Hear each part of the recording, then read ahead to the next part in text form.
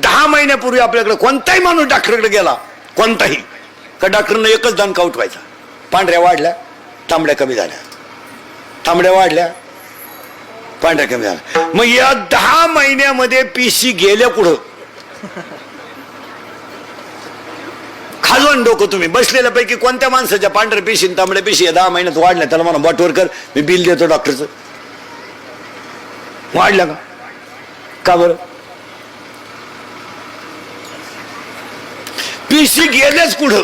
नाही तर रोज उठून तोच दणका, वाढल्या वाढल्या टाका काढून, अरे पुन्हा कमी झाल्या भरा परत.